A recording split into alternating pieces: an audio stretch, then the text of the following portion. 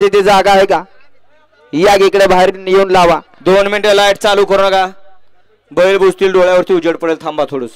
सुटला दोस्ती केसरी मैदानातला quarter final सुटला.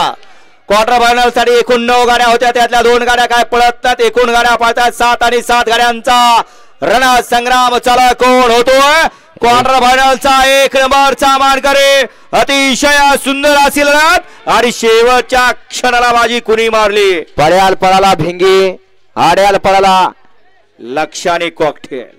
सुंदर अशी लढत झाली. घ्या चला.